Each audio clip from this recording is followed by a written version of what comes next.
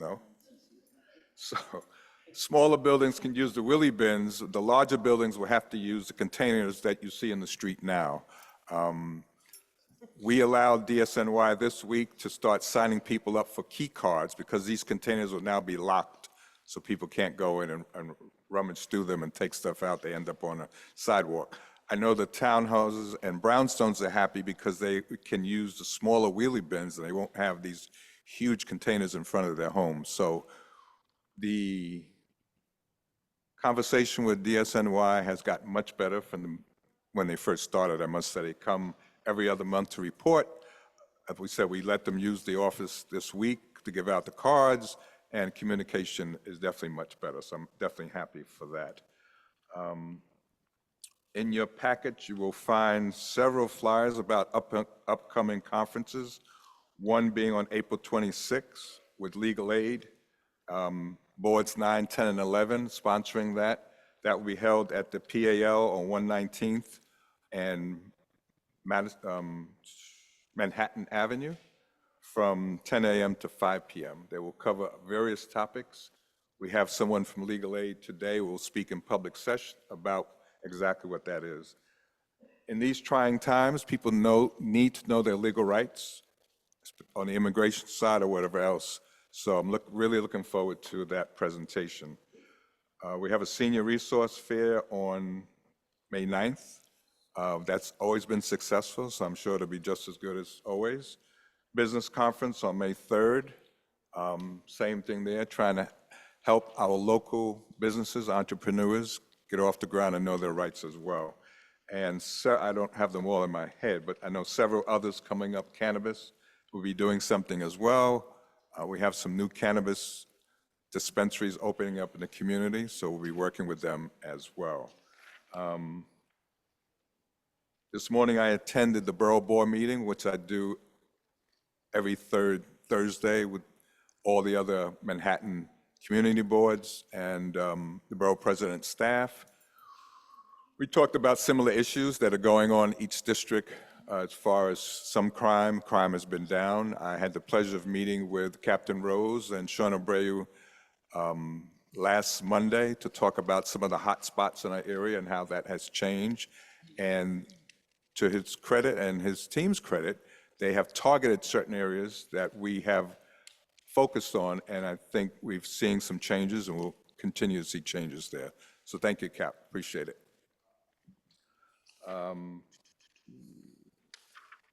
And that kind of wraps me up for this morning. So moving on to Treasurer's Report. Is Deidre on the line? Deidre? I am here, Chair. Good evening, everyone. Just want to say that the Treasurer's Report is in your packet. Please review. If you have any questions, let us know. Back to you, Chair. Okay, thank you. Good evening, everyone. The district manager's report is included in your packet. Everything that I was going to share with you, the chair has already shared. Besides McDonald's, I don't know if you've noticed, but they've opened across the street as promised. Yes. So, I was sitting here smiling because all my notes, the chair has already given it. So if you'd like to hear it again, I can. Laquita, you brought French fries for everybody? Yeah. What's going on? One each. Okay. All right. And the flyer for the Legal Aid Society Harlem Community Forum should be included in your packet.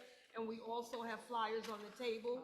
All the events that the chair mentioned about the CB9 Third Resource Fair, the entrepreneurship fair, the flyers are on the table. So if you'd like to share them with your neighbors, and I might also add, if there are any board members that would like to help out in the events, if you could be in contact with the committee chair, if you'd like to volunteer. That concludes my report. Okay. One other note I failed to mention, I had the pleasure of attending Jackie Robinson event this past weekend. Thanks to everybody who came and helped out. Heather for a great job organizing, and to everyone that sat in. Thank you all, appreciate it. All right, moving on, West Harlem Development Corp. Report. Thank you. Good evening, everyone. The Board of Directors met on April 2nd. Can you hear me?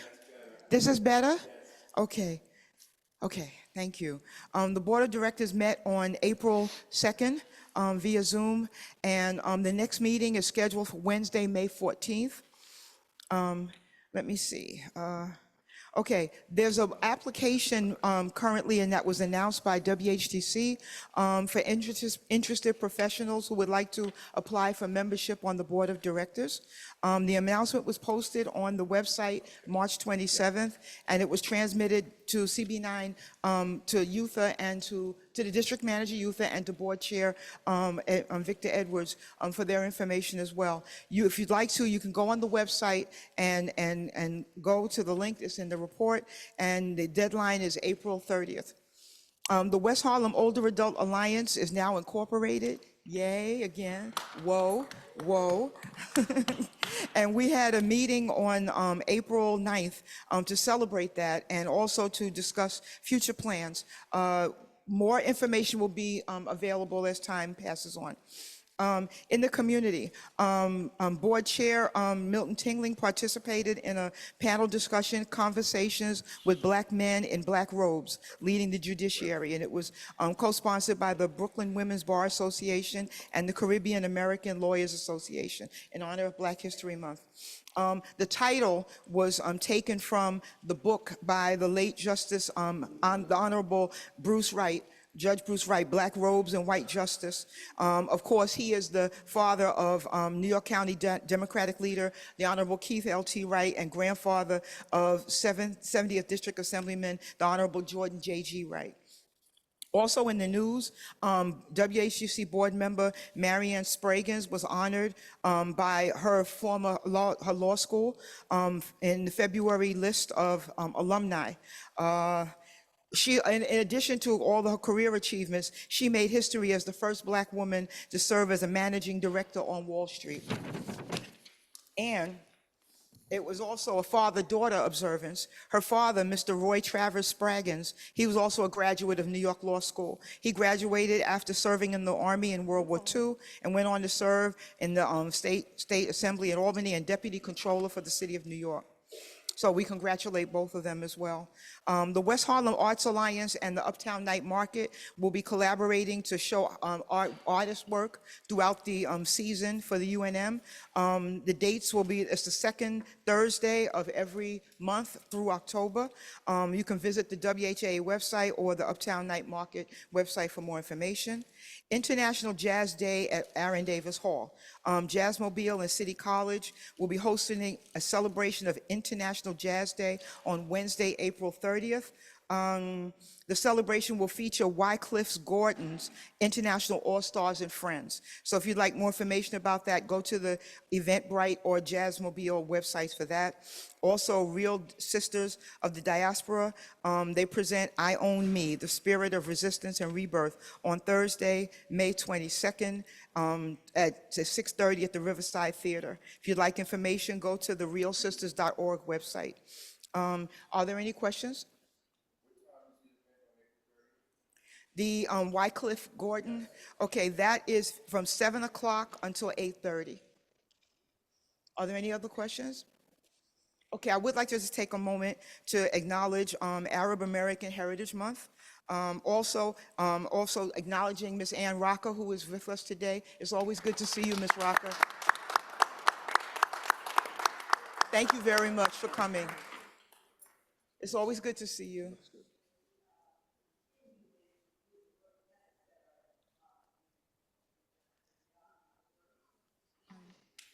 Should I give you the mic or?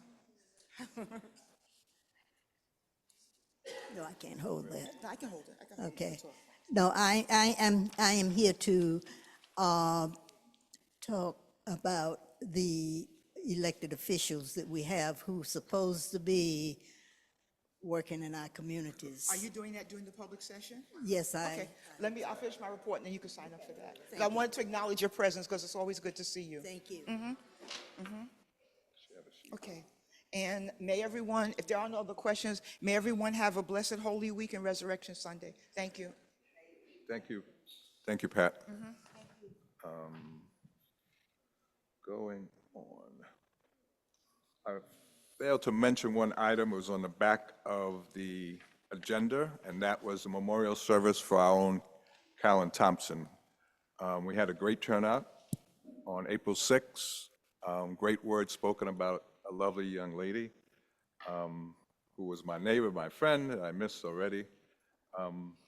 So thank you for all who came, and our family also appreciate it. Thank you. Next up, UMES. Ms. Reverend Morgan Thomas is not with us this evening, so we'll move right to Manhattan Borough President's office.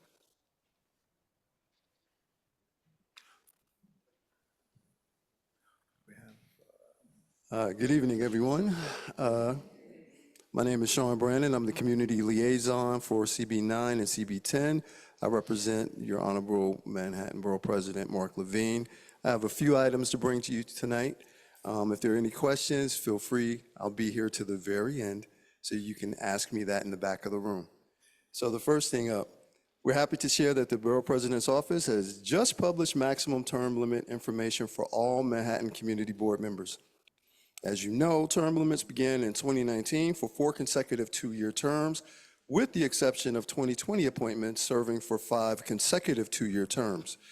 If you're unsure of when you're limited to, please visit our website at manhattanbp.nyc.gov, click on Community Boards, and choose your board to view the table. If you have any questions, please feel free to reach out to me or Eric Quayle. Again, I'll be in the back of the room to give you my information. Next up, the 5 borough presidents in New York City are calling on Mayor Eric Adams to restore funding for 795 New York City Park employees, according to a letter sent to the mayor last week.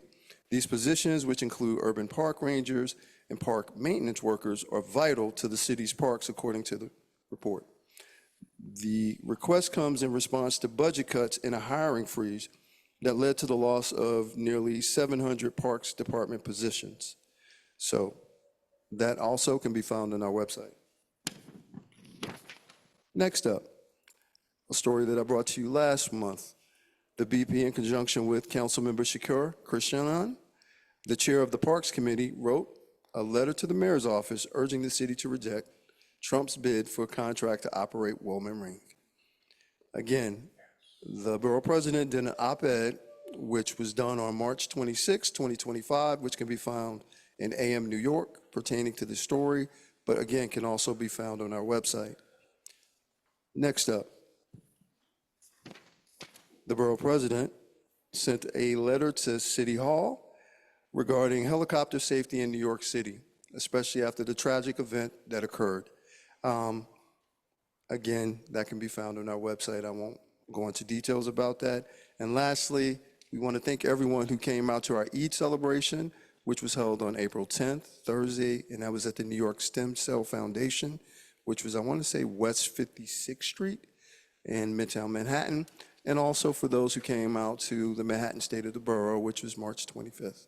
So if there are any questions, feel free to ask. Again, I'll be in the back of the room.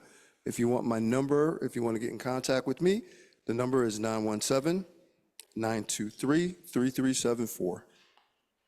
Question. Yes, sir. Reappointments. Do we have a date? I've been questioned several times recently about that. My response to that, which is a hot topic across the borough of Manhattan, is we are still aiming for the first week of May to have those appointments no later than the second week of May. So hopefully by the time we're back for the May CB9 General Board meeting, that answer should already be, or should have been provided. But if there are any questions, again, feel free to reach out to me and I'll try my best to answer the questions, or at least bring the answers back to you. If there are no additional questions, I'll yield my time.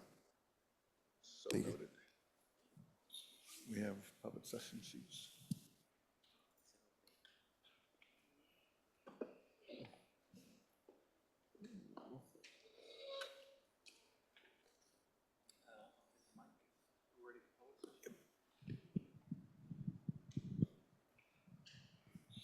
Good evening, everyone.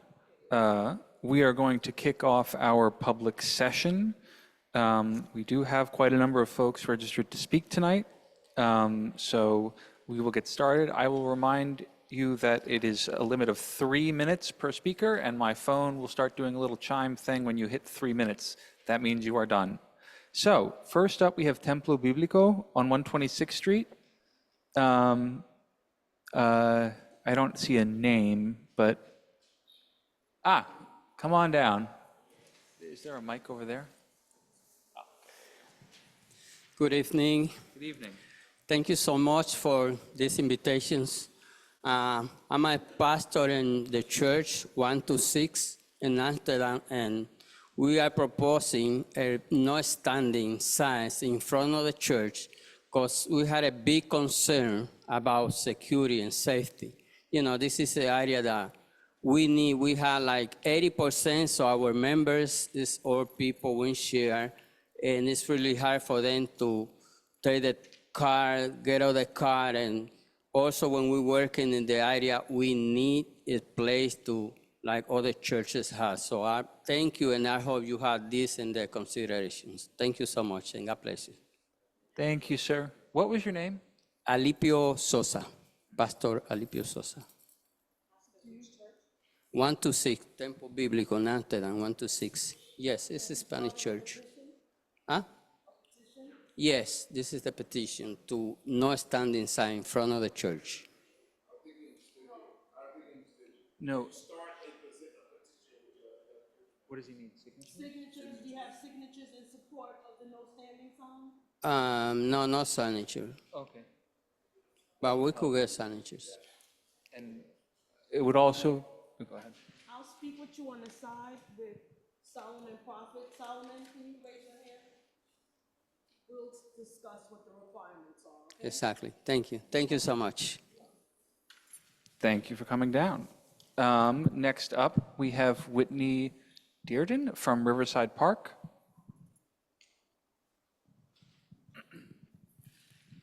Hi, everybody. Good to see everybody tonight. My name is Whitney Dearden. I'm the Director of Public Programming at the Riverside Park Conservancy. We are the nonprofit arm that works with the Parks Department to care for Riverside from 59 all the way up to 181, which includes West Harlem Piers and the lower part of Fort Washington Park. My exciting news is that our full summer schedule has just come out. Everything we do is free. We are quickly approaching 400 events, so I get to say every year is the biggest one ever. And really excited to say that this year, most of those editions are in the northern part of the park, rounding out fitness classes at the lawn at 145th Street. We've had a very successful yoga class there on Thursday nights for the last few years. We're adding Pilates, we're adding some dance cardio, we're adding some high-intensity interval training classes to kind of make that area of the park comparable to the health and wellness classes we have in Riverside Park South all the way down. So I have our season brochure. You can also find us online. We're riversideparknyc.org. That's got our full schedule. There are things on the online schedule that are not in the print brochure, so give us a follow and come visit us in the park all summer long. I'm really excited to see everyone. I'm going to leave my card over by the brochures. Please feel free to grab one, to reach out, say hi. I love hearing from park goers. I love seeing people at events, music, concerts, movies, fitness classes, all kinds of stuff all summer long. So thank you all very much and hope to see you in the park. Next up, we have the Legal Aid Society, Philip Deger.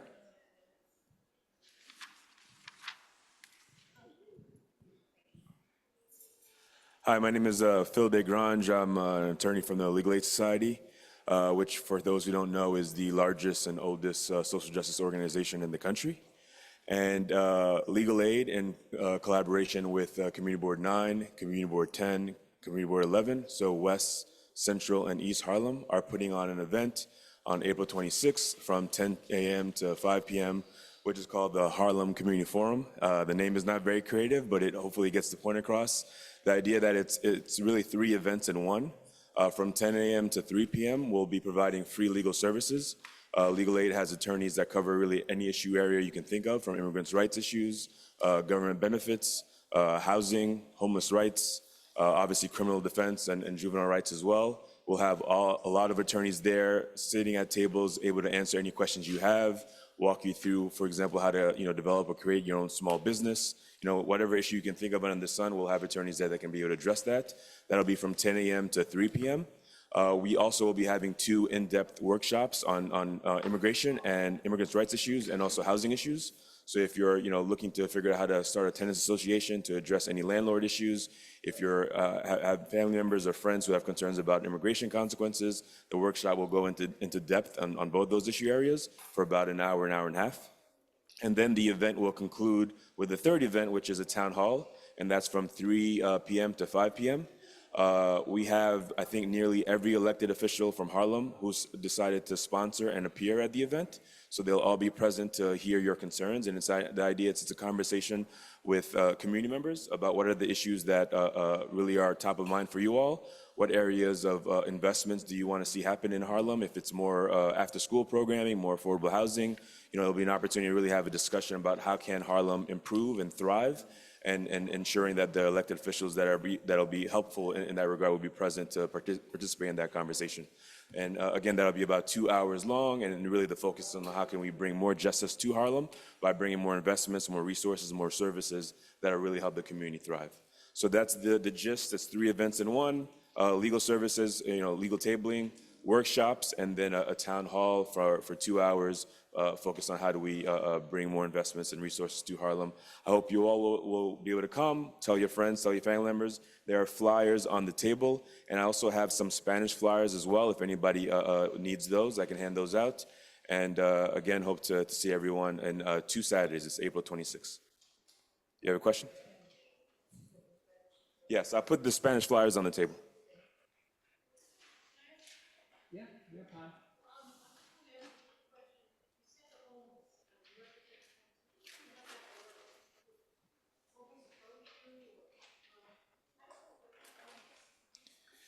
Yeah, we have a homeless rights project. So these are attorneys that are familiar with laws, both constitutional and statutory, that apply towards people's rights to be able to get shelters. Whether you're a single individual or your family, there are certain protections that you have to ensure that you can make use of a shelter, for example, for a certain number of days, and also how you can navigate the process to go from a shelter to actual stable housing.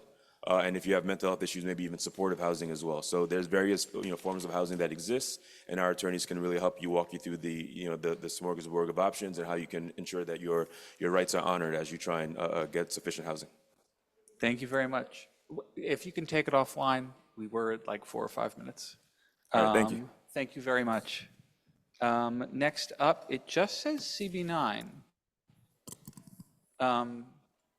Cannabis Workforce Initiative. Oh, okay, Monique, go ahead. Very quickly. Good evening, everyone. Good evening. As stated by our chair, we have a 5-week series called Cannabis Workforce Initiative. The flyers are on the table. It's the first time that we're doing this type of series in our CB, and we're very appreciative of the partnership that we formed with this particular community partner. It's going to be happening at the end of this month. The first session will be on Wednesday, April 30th, and run until almost the end of May. And at the conclusion of the series, a certificate will be forthcoming. So someone who is interested in getting into the business legally and also exploring some of the other avenues associated with the legal cannabis business, this will be an opportunity for you to explore that. And we'll be holding it at our conference room up on 133rd Street. And registration is limited because the space in our conference room is limited. So we encourage all of you, if you're interested, to get a flyer. There's a QR code and you should register. And we look forward to seeing you there. Did I see a hand up or a question? No? Okay, very good. That's it. Thank you so much. Thank you, Monique. Next up, we have Joyce Adewume from CB9 Economic Development, West Harlem Piers. Thank you. Good evening, everyone. Good evening. As Barry said, I am the co-chair of the Economic Development and Harlem Peers Committee, and that's my co-chair. So I came to the table and I saw how beautiful our flyer looks. Thank you so much, Yutha and Hakil. And I didn't want it to just stay on the table. I wanted to show it to you all. Isn't it beautiful? No, seriously. We, we are proud to have a business conference that will be taking place May 3rd. Some of the highlights, we have a commissioner coming, Commissioner of Workers, Consumer Protection, no, Consumer and Workers Protection. Thank you, Department. They're coming because we found that a lot of people in our district don't really understand how to get licensing for different things. I have seen people who have gone to bodegas to supposedly get licensing for a street vending,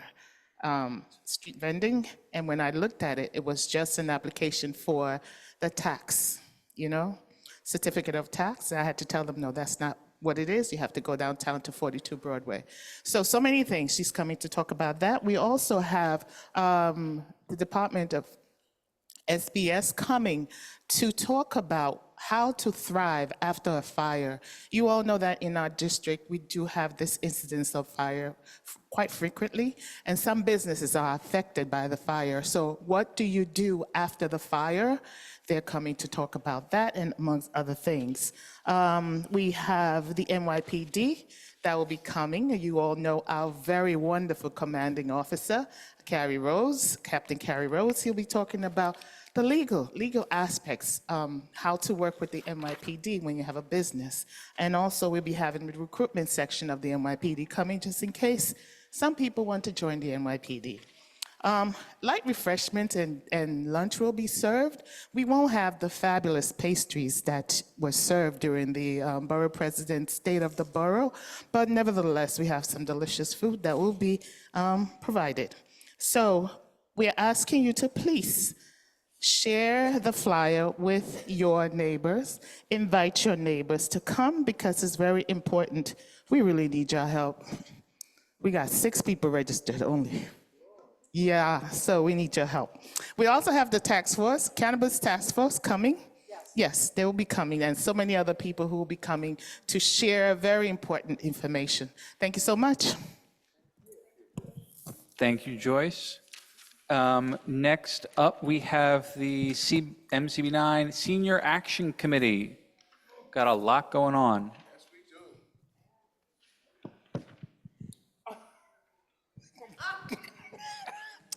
If you believe. Anyway, good evening, everybody. Walter T. Alexander, co-chair, Senior Action Committee. The flyer for our event, which is May 9th, Aki, right here, from 11 a.m. to 3 p.m. Please, to the members at large in the community, please let your residents, your community members and your neighbors and stuff know. Come on out. We'll have a lot of information as well. Cannabis will also be here. The MTA thing with the Real ID, that's coming up very, very quickly. So I hope people are applying for that. So MTA will be here as well. We'll have light refreshments also. Thank you, and so Hakil for printing the flyer and putting it in the packets. Let's see, I think that's basically it. Yes. Oh, yes, there'll be the shredding truck here. We'll have Ryan Center, the medical, do their medical blood screenings, et cetera, as well, and signing people up if they need some medical assistance. Hopefully, this is what I wanted to say. Hopefully, next year, we have this is the only space that they give us. Thank them, thank them, thank them. But hopefully, I was at William Hamer's senior event the other day, and people at the table asking me, oh, can I participate, can I participate, can I participate? I had to walk around with my head down because we have no space. So graciously, if next year we may be able to expand a little bit or maybe get up one of the upper floors because it's really expanding. It's very needed to let the community know what's happening. And please come out May 9th, 11 to 3. You'll enjoy yourselves. Thank you. Thank you, Walter. There's a question. Yes. Whom?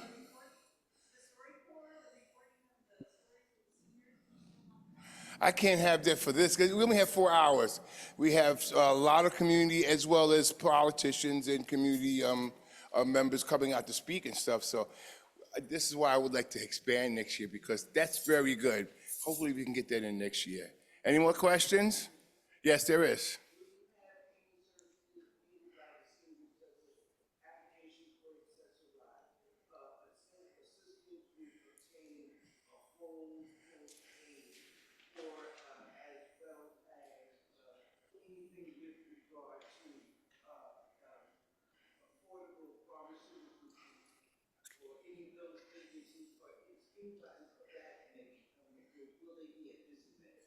That question was brought to me 3 times. We explained that there'd be somebody from MTA who can handle partially that, and it's a young lady coming from the Bronx who can assist with the home health. As I stated, we have 10 tables, we have just this small area, and people are asking me, can they come in? I have to turn people down. So I'd like to, this is my 3 minutes. We could take that offline. Yeah. That's what the resource fair is, because they'll be able to address those situations and questions. Thank you. Thank you. Next up, we have the incomparable Ann Rocker. Ms. Rocker, where is she? There she is. We'll come to her. 1 second. Youth is bringing you the mic, Ms. Rocker.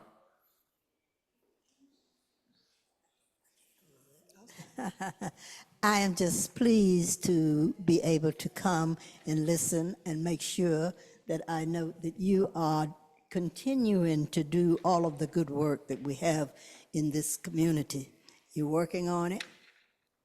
I've been to your office and you helped me out, and it's very pleasing. So it's not that I have all that much to say, but I do want to know, where are the politicians who's supposed to be working in this community and taking care of the streets, cleaning them up and doing the right things? And the one up here on Broadway, his door's locked and you can't get to him or anyone else. Everything is filthy and they need to be talked to. The Board 9 needs to have a meeting with these politicians and make sure that they note that they are in the community to do the work that is necessary to make it livable for every one of us who live here. And thank all of you for the work that you do and for your presence. And thank you.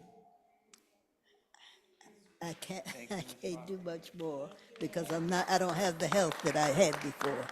But I'm so pleased to be here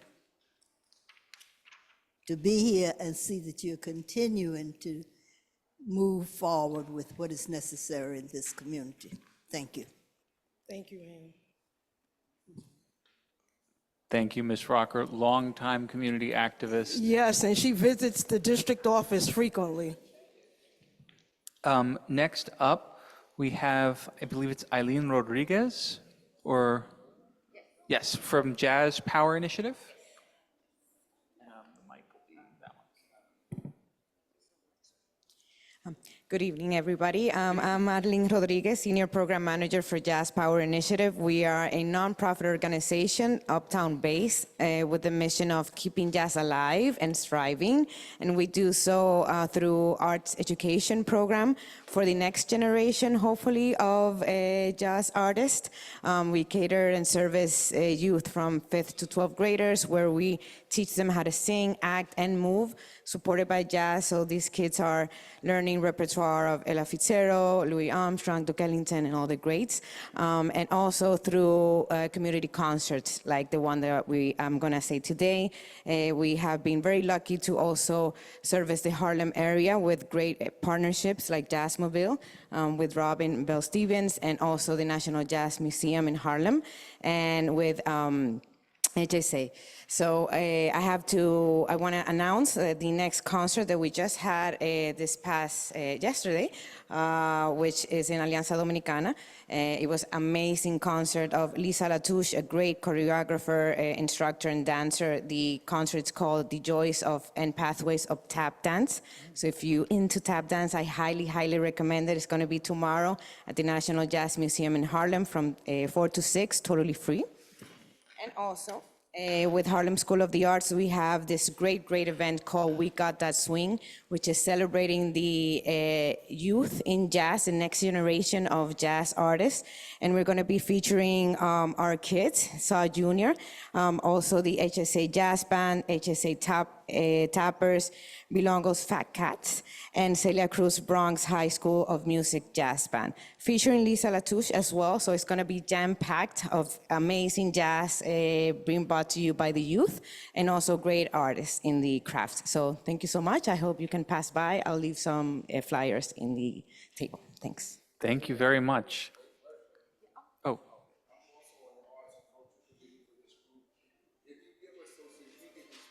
Yes, yes, definitely, definitely. And Tina. Yes, thank you, Tina, by the way. Hi, right. Tina. Okay, thank you so much. And thank you very much. We have our last sign up, Judith Desire Uptown and Boogie Healthy Project. Come on down and you'll use that mic.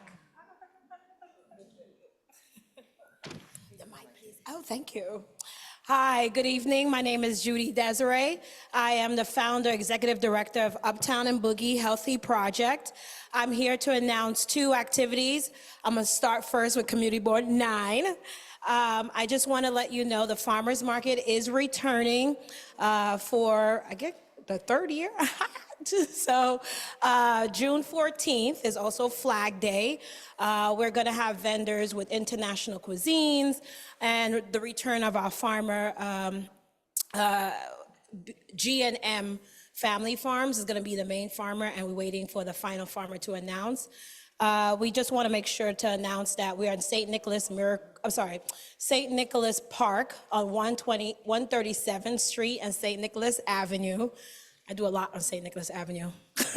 But I have flyers here that will provide additional information. We're going to end again this year for the 2nd time close to Thanksgiving. It was a success last year, so we're doing it again. We accept all the nutritional benefit programs just like before. We should finally have the OTC activated for the farmers market. So I just want to announce that. Any questions about the farmers market? Yes.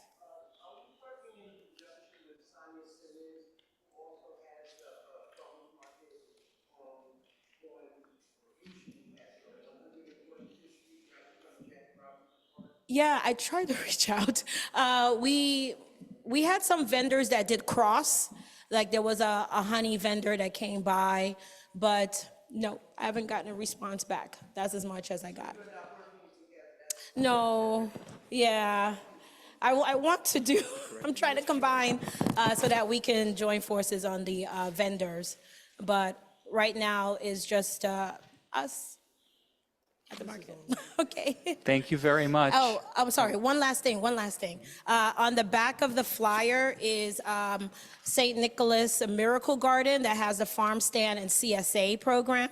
That's on St. Nicholas Avenue and 127th Street. So we're returning back. This is going to start June 5th, the CSA. So if you're familiar with community-supported agriculture, right now we're $23 a week, and then we'll go up to $25 after May 12th. So I want to make sure that you know what's on the back. We also have our greenhouse. So our greenhouse is where we're growing our seedlings. We should have seedlings for production and to give out by July. So we're doing that this month. And the reason why I announced that is because Earth Day is where we're going to start doing the planting of the seed to seedling on April 22nd. And that's again at the community garden.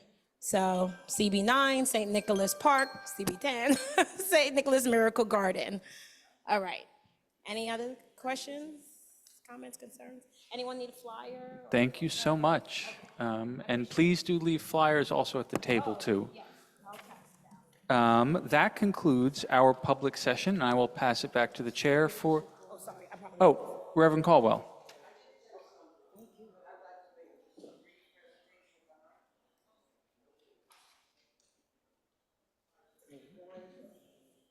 Can you come up, Reverend Cole? It's hard to hear you.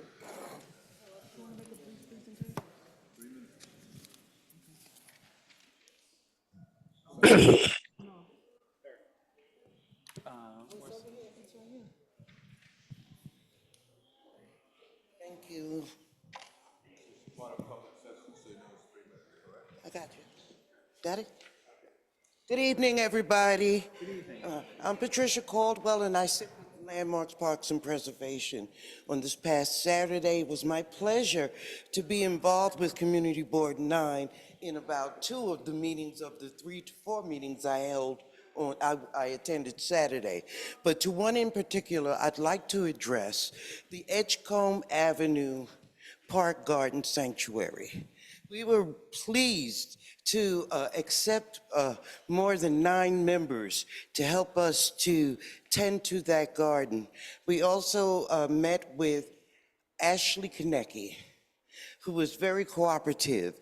In these little sanctuaries that we have in between our buildings on Sugar Hill, which is a historically preserved neighborhood, we have kept our children safe and off the streets. And many buildings within the Sugar Hill community up there, this is how they have lived for more than 50 to 60 years.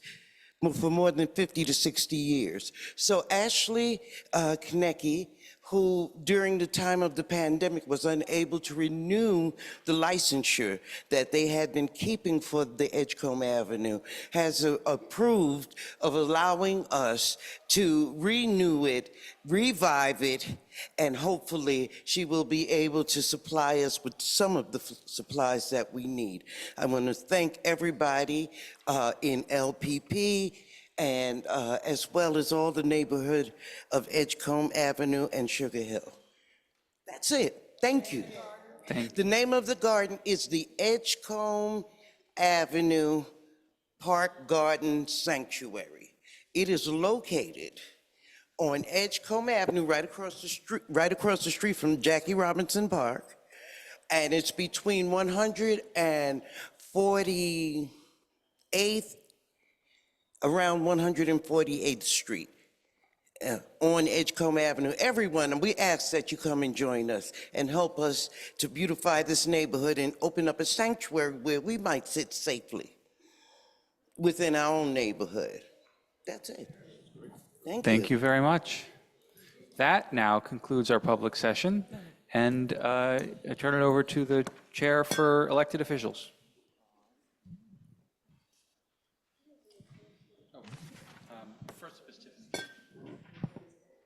For the mayor's? Okay, for the mayor's office, Ms. Tiffany Brown.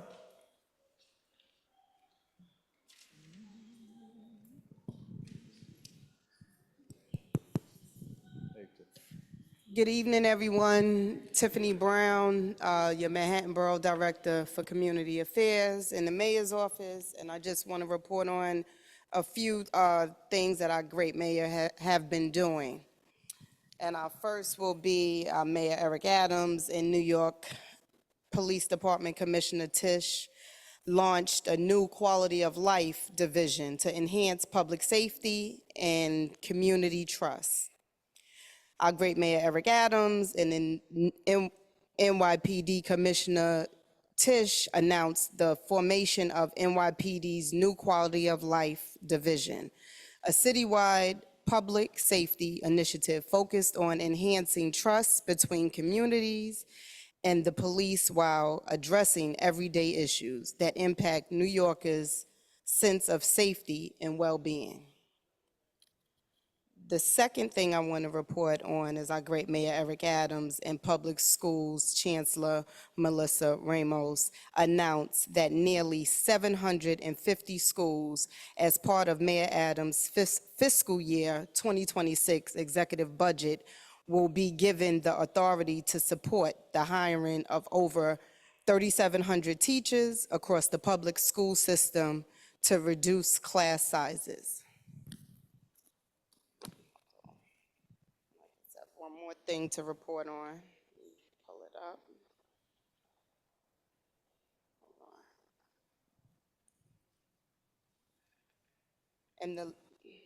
And the last thing I'm going to report on is that our great Mayor Eric Adams announced yesterday new investments in his up-and-coming fiscal year 2026 budget totaling $167 million to support young children and their families and strengthen funding to preserve and protect critical early childhood education, programming benefiting the most vulnerable children across the 5 boroughs.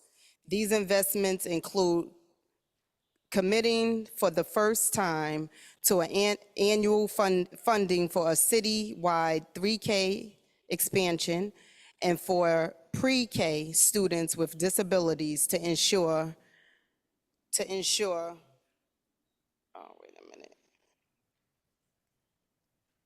continuity.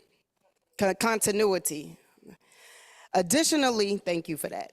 Additionally, New York City Public Schools will be conducting a strategic realignment of the federally funded Head Start program to expand early Head Start for younger children. And with that being said, that concludes my report, unless anyone has any questions for me.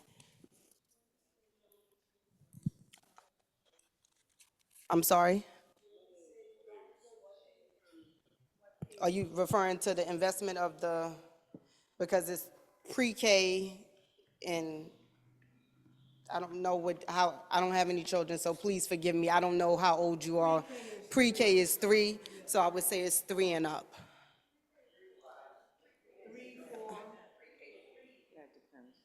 Okay, so that's where it would start at. Anyone else? Yes.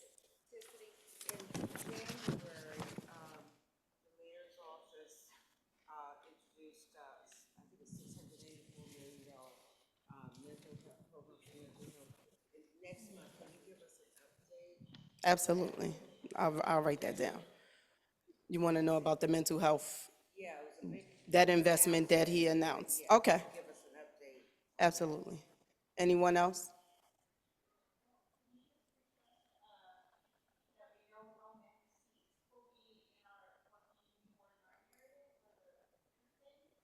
Okay.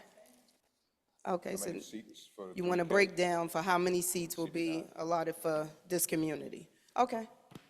And you want to know about the mental health investment? Okay. I'm sorry? Oh, yes, I have cards. You can see me before I leave, and I'll give you my card. Anyone else? All right, then. Thank you. Next up, from Honorable Youssef.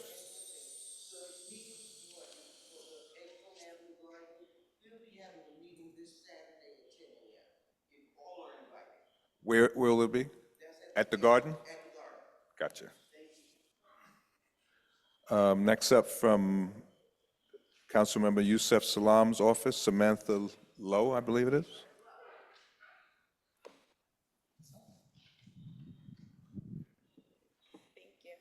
Good evening, everyone. My name is Samantha Lowe. I'm the Director of Community Engagement at Councilmember Youssef Salam's office. I just wanted to give you a few updates from our office. We had a town hall last week at the Kennedy Center. We had representatives from across agencies come and speak directly about the issues that our community faces and the solutions that we need. It was the kickoff to a wonderful conversation. Please join us at one of our upcoming meetings. The town hall, there will be one at Polo Grounds on Wednesday, April 30th, at the Renaissance on Wednesday, May 14th, at Touro College on Wednesday, May 21st. Our office is always looking to hear your voice and engage with you all directly, and we look forward to seeing you. As always, Councilmember Salam remains deeply engaged with the issues affecting our district, and his office is here to support you. If you have any questions, please reach out to us at 212-678-4505. Thank you, and I look forward to hearing from you. Anybody with questions? Okay, thank you. Next up from State Senator Cordell Clare's office, Lucas.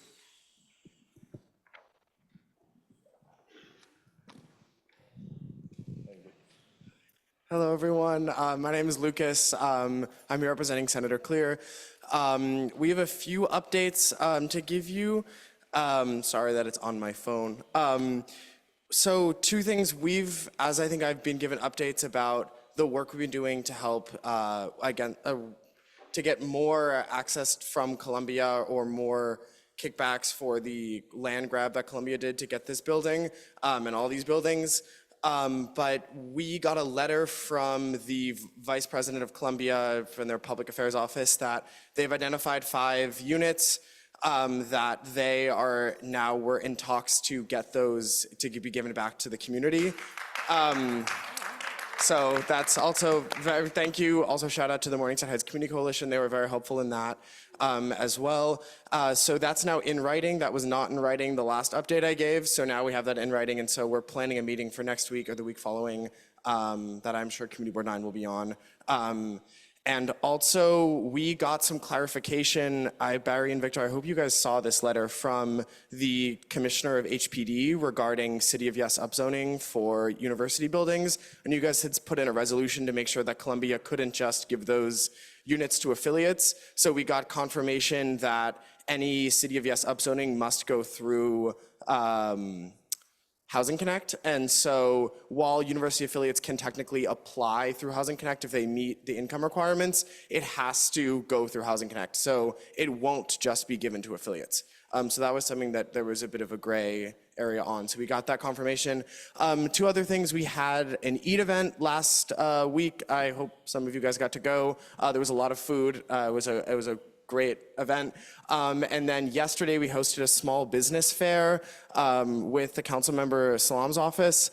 And so we had a bunch of different state and city agencies there. We now have a small business resource guide. So I didn't bring any on me, which was my mistake. But if you come to our office, we have a bunch of small business resource guides as well as a senior guide and a parent guide. So if you want any access to those resources, I'd recommend coming over.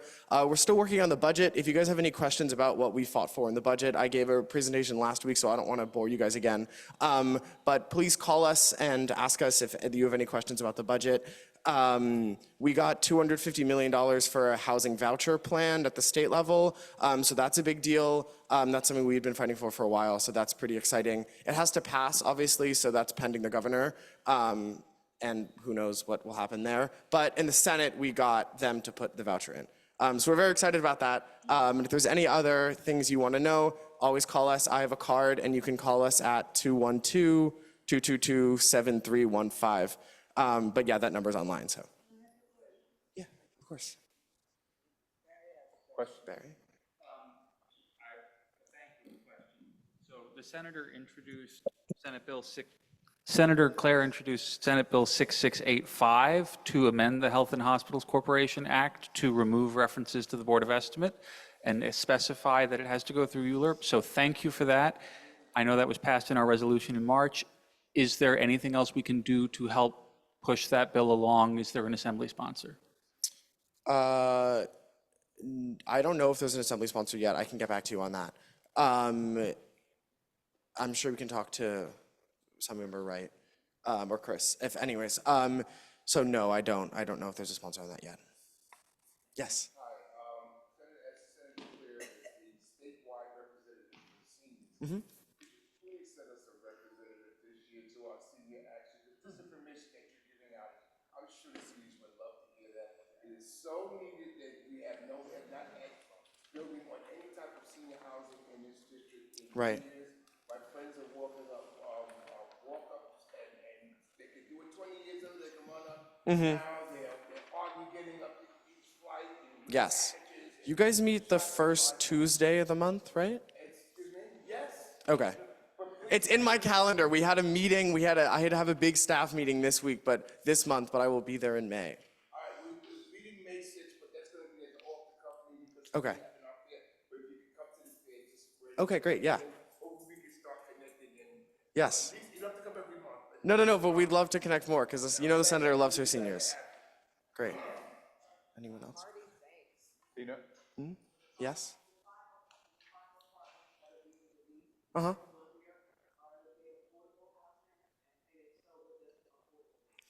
So they are rent stabilized units that Columbia, they're in buildings that Columbia owns, but they're rent stabilized units that were identified as having been vacant for like over 5 years.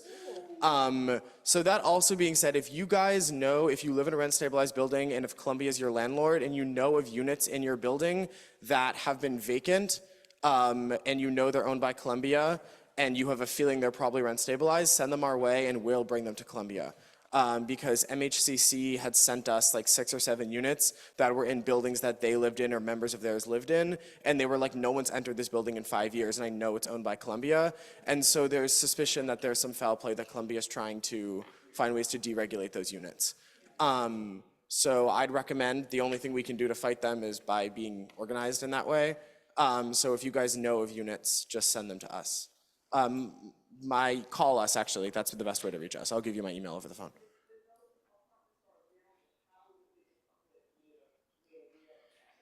So that's something that we're working on.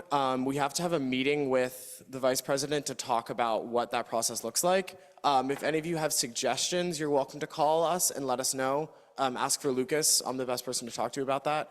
And we'll talk about it. But we still have to talk about what that looks like to make sure that they actually go to the community. But they're all rent stabilized units. Yes. Oh, sorry.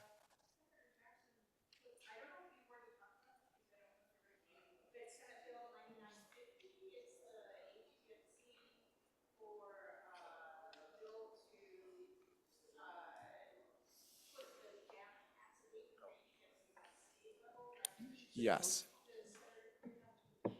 The senator, I believe, is a co-sponsor. Generally, if Senator Jackson puts forward a bill, the senator is probably also a co-sponsor. Depends, obviously. But I would call our legislative office for specific policy like that. The Albany number is the best number, and ask to speak to Chris. He would have a better idea on where that's at. He's our legislative director. Okay. Sorry to take so much of your time. Thank you.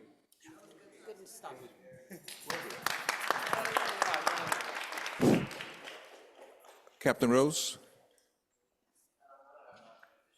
You always have something.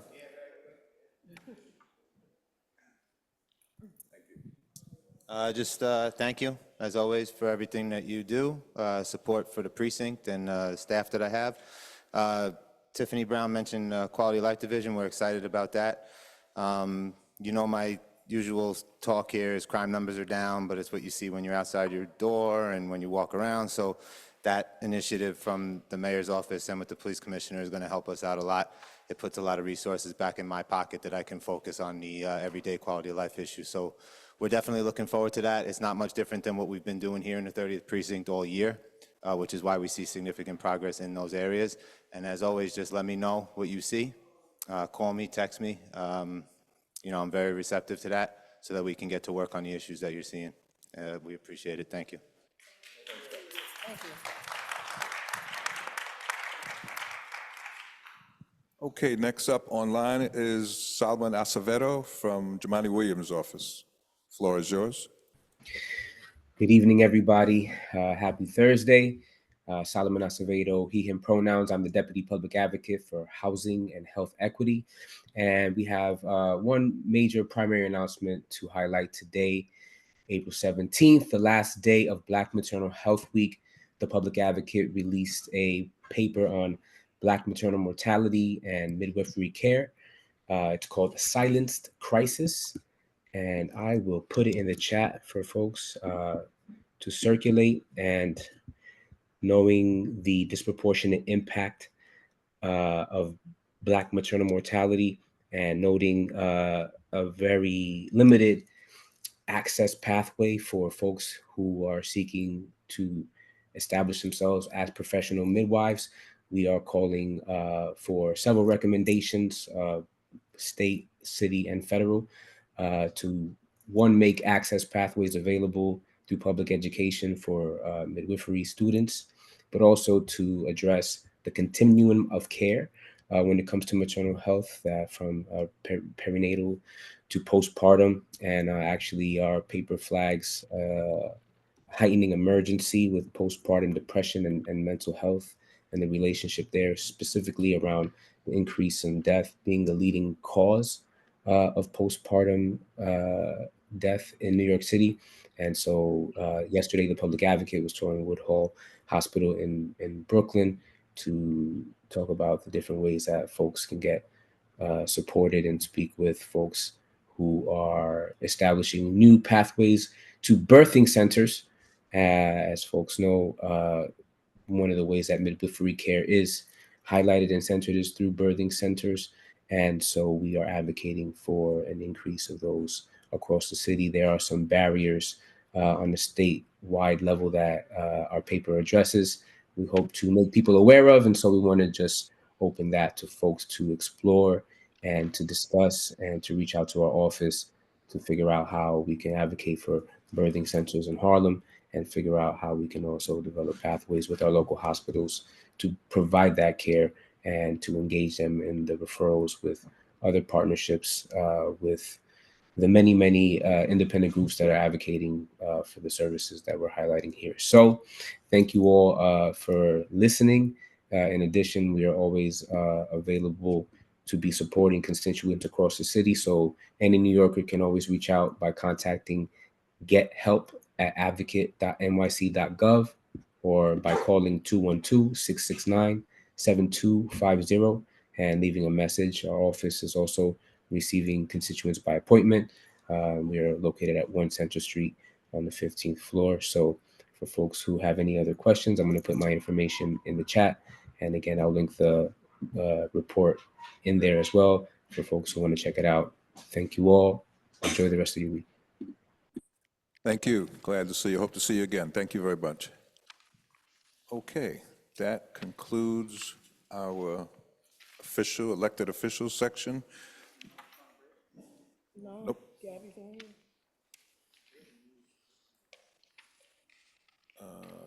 So moving on to the next item listed is our nomination committee.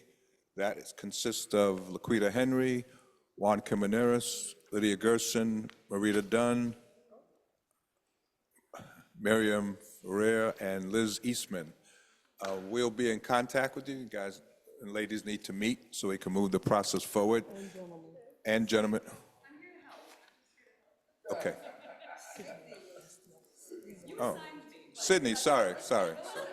No, you are Sydney. That's what I couldn't think of. My bad. Thank you all for stepping up to move this process along for the nominations for the next elections. Thank you, Sydney. Thank you, Sydney. So anyway, it's important. The other item, I hope to, in the very near future, have a bylaws committee. We need to make some changes to our bylaws. One item I want to look at in particular is attendance, virtual versus excused versus just plain absent. And there's some other things we might need to update as well. So I think it's a good chance to take a look at that. So thank you for that. Moving on to our action items. First action item I see here is removal of benches in the MTA subway station. This is something that I brought up today at the Borough President's meeting as well. I've seen those leaning posts, they call them, at the bus stops, and they don't do justice to people who have disabilities, seniors, so great resolution. Actually, there's some great resolutions in general on here today, so thank you for your hard work. I really appreciate that. Who's presenting this first item?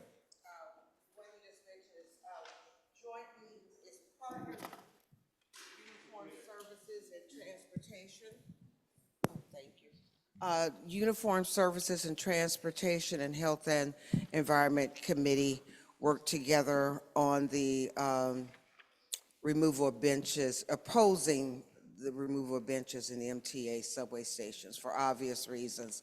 There are people who are handicapped who still use the subway. It could be a woman who's pregnant, people with chronic illnesses. At any rate, the removal of those benches would be devastating because already there doesn't seem to be enough seating in the subway. So we're asking your support of that. I'm not sure if there's anything else to state, but once they hear, I think that we can get the MTA to replace the benches that have been removed and not remove the ones that are still there. Second. Question?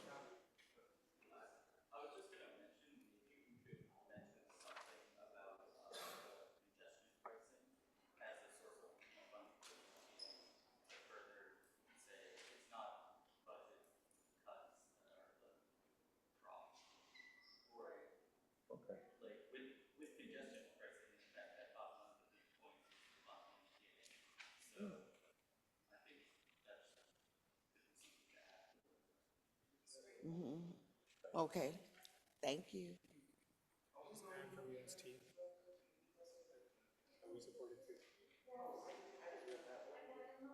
Hold on, there's No, there's a question there, and, Can I just add that UST really supports this resolution as well?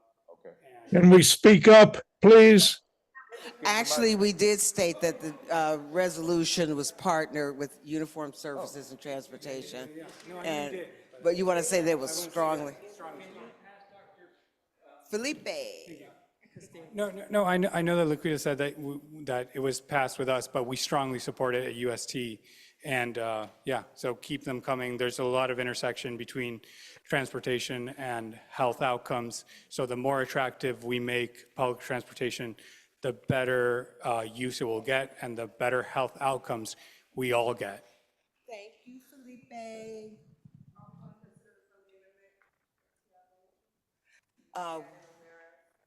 Yeah, who, I think that comes from the person who made the motion to unanimously accept. He should add with the friendlier movement. Friendly amendment mentioned the revenue from congestion pricing as a reason the MTA should be investing in better transportation infrastructure. So who's gonna submit that amendment? That's different. And thank you again. Thank both of you. See, Tiago, just send something to us regarding your friendly amendment. Okay. Question, Carlton? Yes.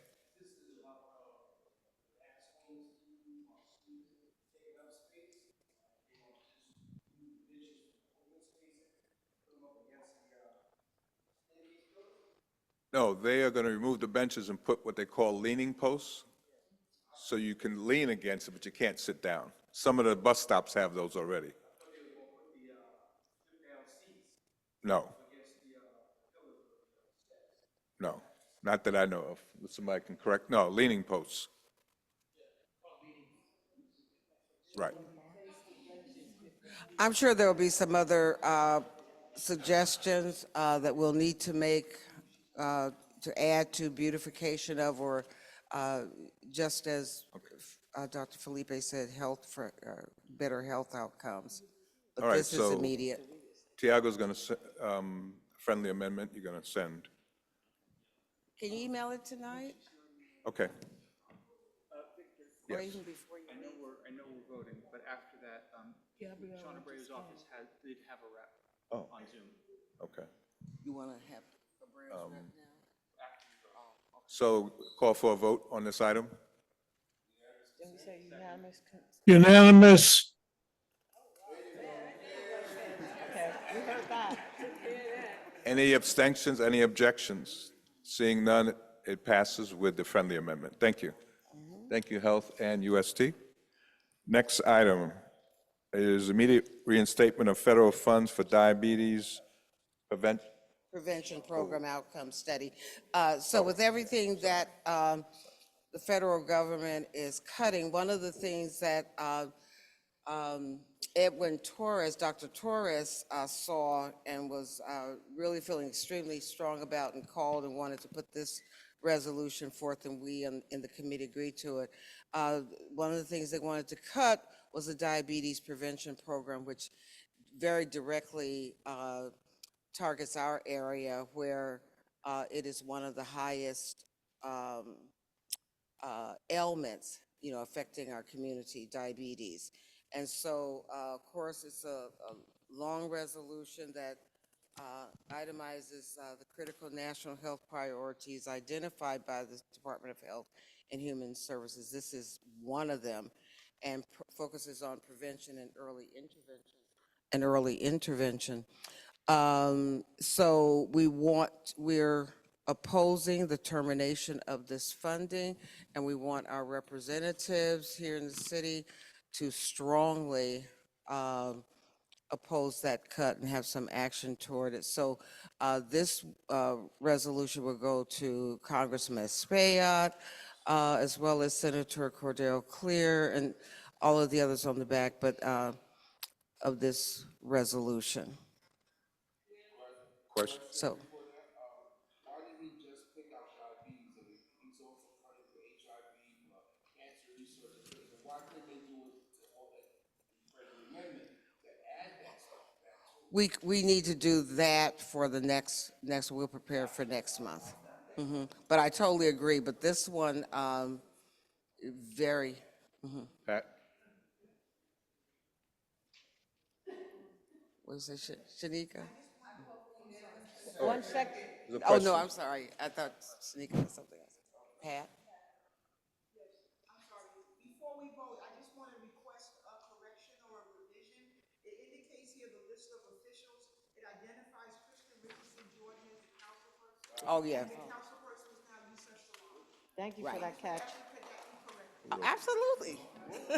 Thanks, Pat.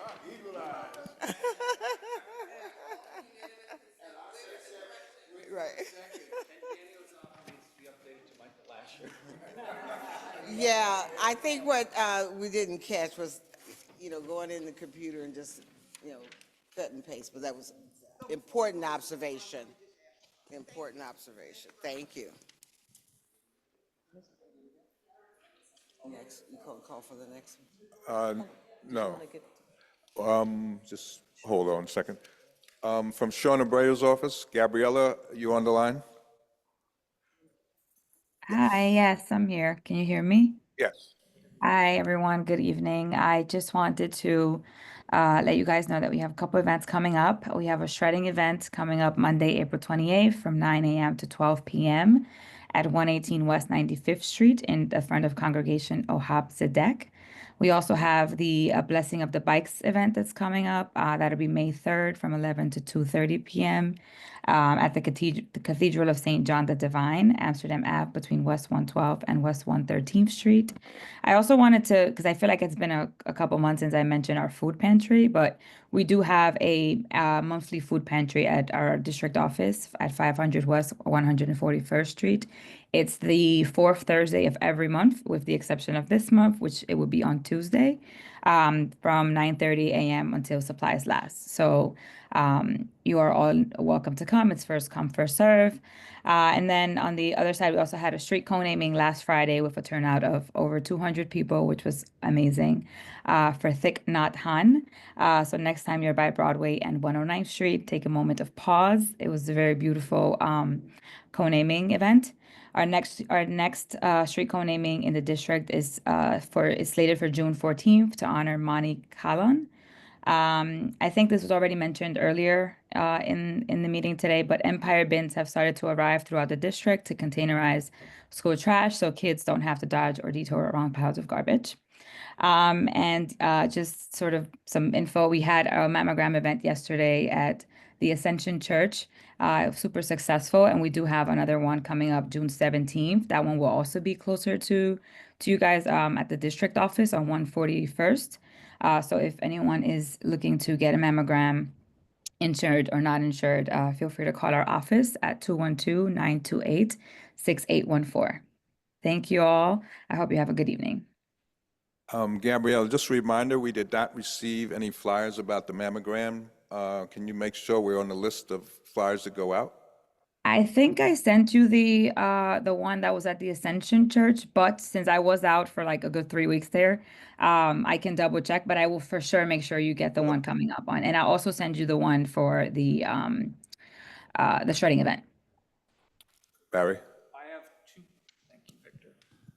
I have two questions. One is, so the board had been very upset about land use item 0238-2025, where HHC was trying to move 10 properties off the city's books and onto its operating agreement, and including 1727 Amsterdam. When that was passed out of committee, though, it had removed 1727. So was that Councilmember Abreu who got it taken off the transfer? I believe this is what Victor, what Sean has said at the meeting that we met before. Well, thank you. Then we're very happy that the council member took that off of the land use item. So thank you. And then the second question is, don't street co-namings have to come through the community board? Did we vote on those? 109 is not our district. Oh, 109. I don't heard think so. 129. Sorry. I heard 129. Sorry, my bad. It's 109. 109. And also regarding the 1727, like I've said in the past, I am here if anyone, I'm not here, but at the district office, if anyone, like I said, we're listening. Like the many times I've said that before, but I figure I repeat it. Okay. I hope. Thank you, Gabriela. Okay, good night. Question. Guys. One more question, sorry. Okay. Street co-naming on 109th? Who was that named after? So it's actually it's a piece. He's a Buddhist, and there was actually I had pulled up some information because I figured someone might ask. If you're interested, give me just one sec. So he was a Vietnamese Buddhist monk, peace activist, prolific author, poet, and teacher, who founded the Plum Village tradition. The event was very zen, and it was a beautiful event. Okay. Thich Nhat Hanh, yeah, Thich Nhat Hanh. Okay. Is that what the question was, the name? Yes. Oh, Yeah. But thank you I for the went the extra mile explanation. there, Victor, but Thich Nhat Hanh, yes. Thank you. Okay, thank you so much, Gabrielle. Thank you, guys. Alrighty. Back to resolutions. That would be health.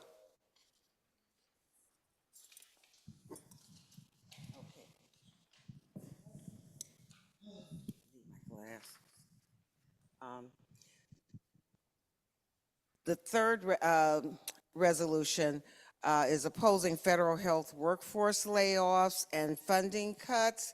And we wanted to just make a strong statement that we are very opposed to it. Seems like the major cuts are coming in the areas of health, where there's NIH, WHO, Health and Human Services. They're talking about Medicaid right now.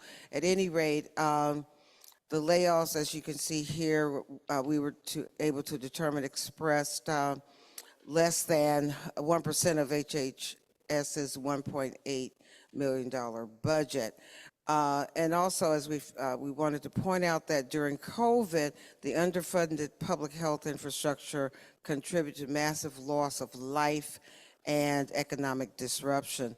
And I'm not sure they're paying very much attention to who is being laid off. You know, there some of our scientists, physicians, emergency planners, et cetera. So we're just strongly opposed to massive layoffs because they really interfere with what is going on in our areas of health, our hospitals, clinics, just doctors and with our doctors and providers in general. So we're stating that we strongly oppose the mass layoffs, and we want the Congress to immediately halt the layoffs and rehire those in the workforce who are knowledgeable, who have been there and know the lay of the land, and further to strongly support sustained strategic investment in public health preparedness and equity. And we're asking for your vote.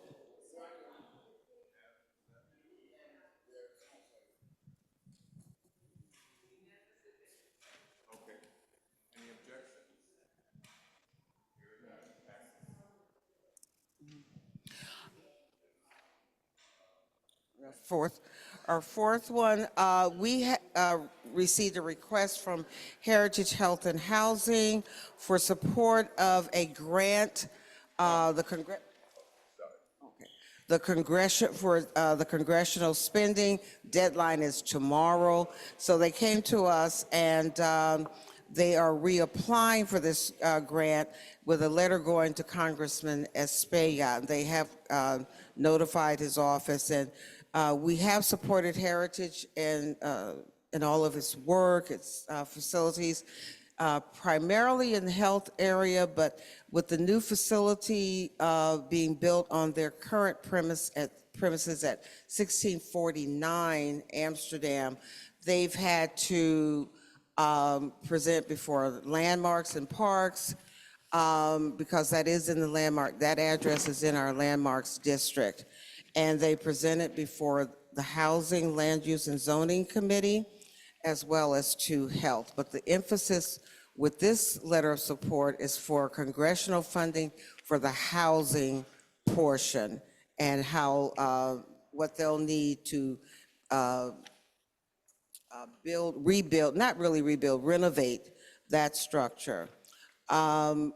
I want to thank Heather Jason, who's on our health committee, but she's also co-chair of Landmarks, Parks, and Preservation.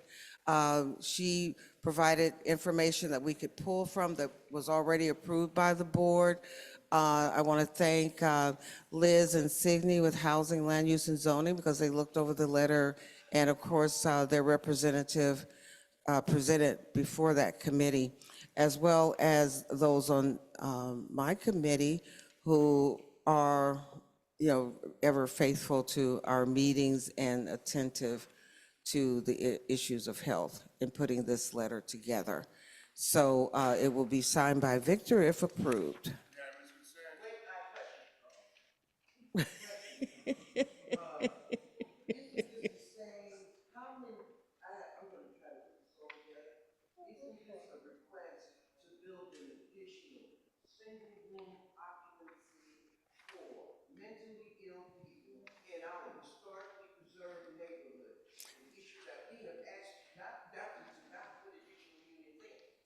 This facility is, Heritage Health and Housing has been in the community for nearly 50 years. This is the same facility, it's not a new one.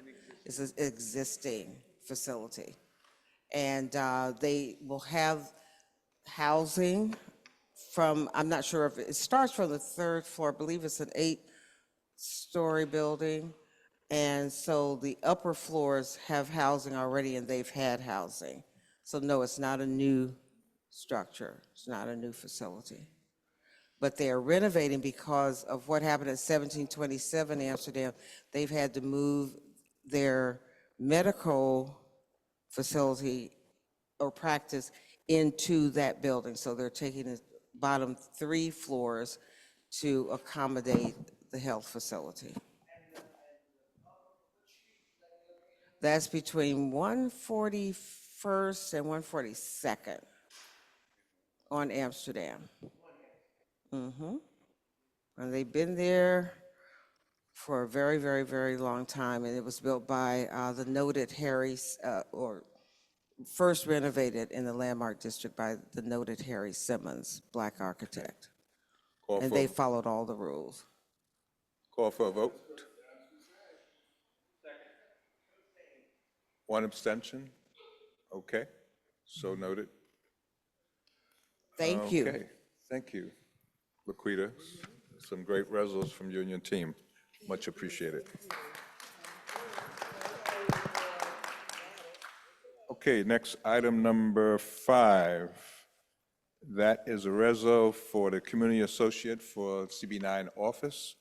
As protocol, we have to do a resolution for that. We had, I would say, approximately 30 people who applied for the position. We now narrowed it down, interviewed 5 people, and narrowed it down to this young lady here for the job, Ashley Tapia, and we just need a vote to move forward with it. Unanimous consent? Passed? Okay.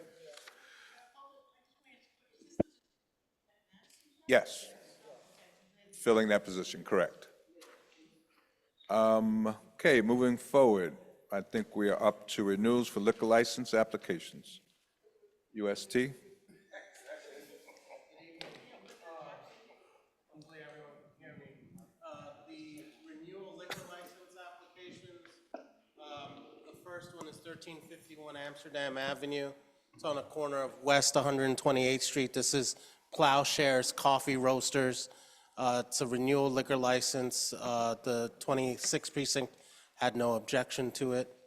The next application has to do with Fino Corp. This is on 1252 Amsterdam Avenue between West 121st and West 122nd Street. And the 26th precinct also had no objection to this renewal. The next application is Dado's Pizza LLC. This is located at 341 St. Nicholas Avenue, and it is located between West 127th Street and West 128th Street. The 26th precinct also had no objection to this. The next application is J-Law Restaurant Corp. This is located at 3533 Broadway. This is between 144th and 145th Street, and the 30th precinct had no objection to this. And then, Is there a DBA for that? Is that Caradot? it is Caradot, yes. Picante Inc., this establishment is located at 3474 Broadway, and it is between 141st and 142nd Street, and the 30th precinct had no objection to this renewal. So that is those are the 6 renewals, I believe, or 5 renewals, sorry, 1, 2, 3, 4, yeah, 5 renewals. Any questions on any of these renewals? Those are new. No, these are the renewals, the other side are the new ones. Second. Jason and Calder abstain? Yes. Okay. All right, I'll move on to class change or alteration applications. The first one, Florida Broadway, 3395 Broadway, between 137th and 138th Street. They applied for a class change. The class change is they recently expanded their space, and they want to start having live acoustic music. The establishment closes at 11 p.m., but they have a small performance space now in their expansion, so they had to apply for this class change. Yes? I have a question. Have there been any noise complaints since the expansion, or not? Not, yeah, I asked Officer Stumer that, and he said no. So this is below an apartment building, correct? This is below an apartment building, yes. Okay. Ah, I got you. Yeah, they expanded into a space that used to belong to a small pharmacy. Gotcha. Okay. And no So now they have complaints. 2 storefronts. Do you want to call for a vote on that? Unanimous consent? Second? Abstain?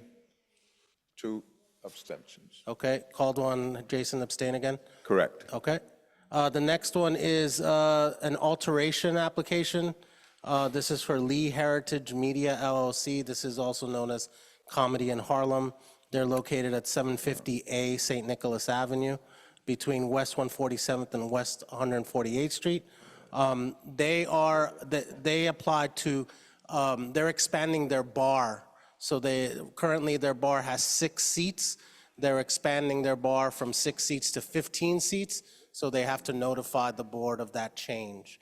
So the 30th precinct didn't have any issues with it.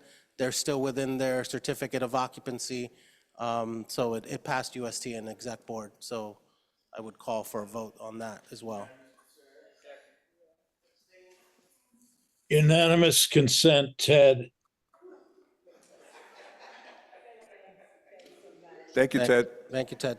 The next one is a temporary retail permit. Temporary retail permit is a permit that is issued by the New York State Liquor Authority when a establishment is attempting to apply for a liquor license. However, there is a 6-month backlog of application reviews when it comes to the State Liquor Authority. So they've created these temporary retail permits.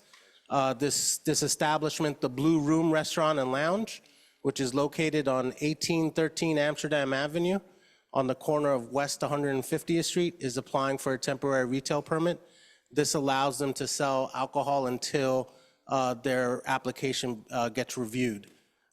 This was, we reviewed this with the 30th Precinct. They had no objection. So this comes before the board as a temporary retail permit.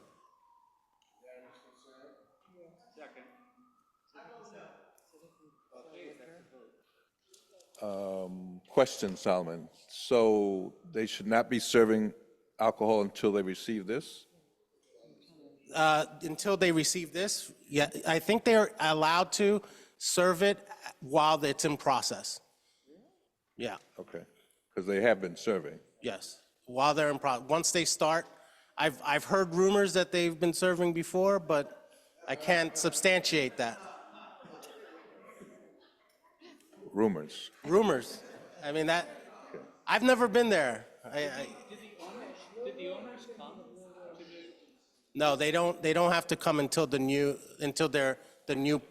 application gets reviewed. Okay. We are asking them to come, though. We have to do okay, so we'll do a roll call vote since we have a no. Sure.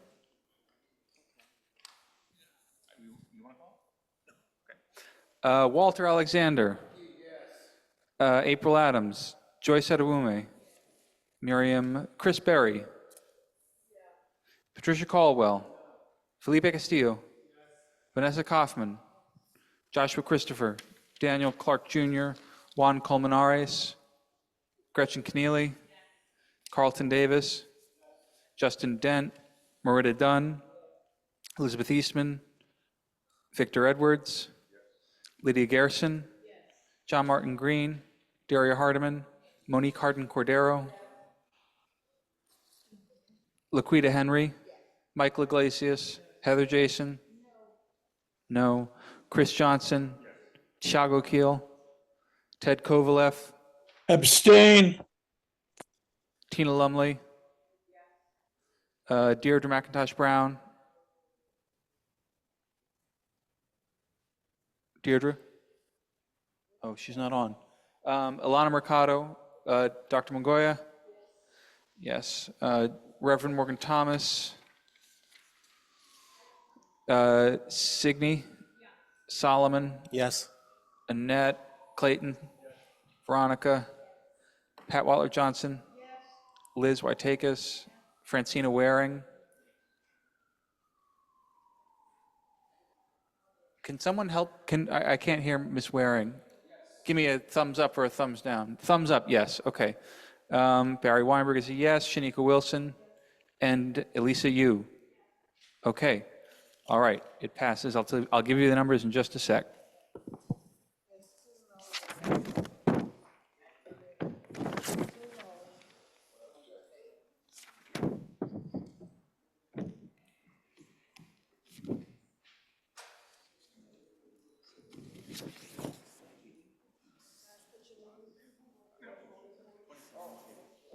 I have 27 in favor, 2 against, 1 abstention.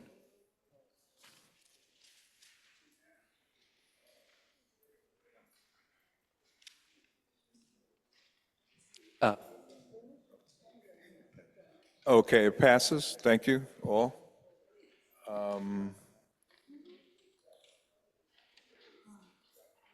Okay. That brings us to any old business.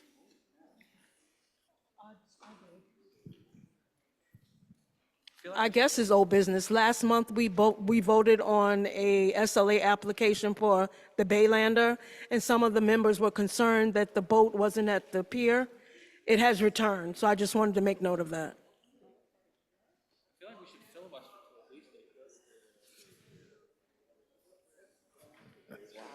Okay. Wow. Any new business? Motion to adjourn And I hear a So second. move. Fill out your forms, put your name and sign, please. Thank you. Good night, Ted.